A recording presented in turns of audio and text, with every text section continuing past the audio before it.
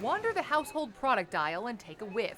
There's plenty of citrus, lots of sweets, and a mountain of fresh scents in those cleaning supplies.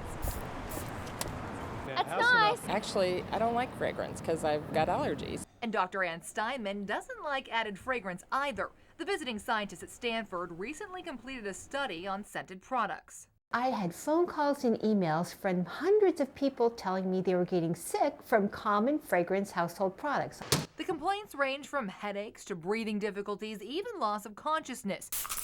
So Steinman's lab analyzed 25 popular scented products.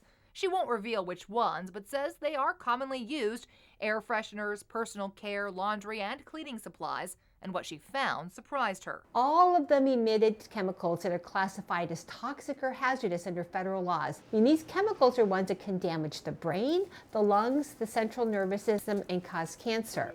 And they're not just in traditional scented products. Steinman says those labeled green, organic, and natural contain these chemicals too. I have not yet found a fragrance consumer product that didn't emit these chemicals that were classified as toxic or hazardous. And there's no law that requires manufacturers to list the fragrance ingredients or even the word fragrance on the bottle, partly because fragrance is considered a trade secret, but also because in many cases the ingredients wouldn't fit.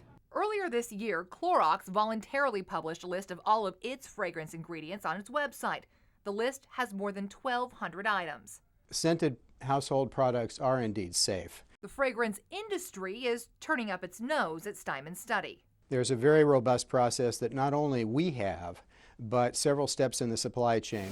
The industry also says there's no evidence that scented products cause health problems. However, toxicologist Dr. Todd Banya has treated patients who've reported symptoms from scented products. Right now, I wouldn't panic. These are potential carcinogens. They're in relatively low amounts within the products. He is concerned, however, about repeated exposure over a long period. Especially if you have any kind of pulmonary disease, if you have asthma. Faith Wurtzel stopped using scented products 10 years ago after she says they started making her sick.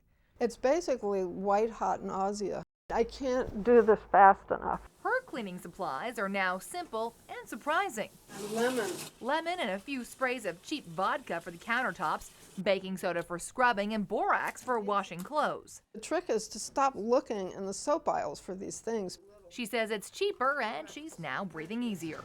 Now, Dr. Steinman also advises against using scented candles to combat odors. She says they contain unhealthy compounds as well. On the Consumer Watch, Julie Watts, CBS 5.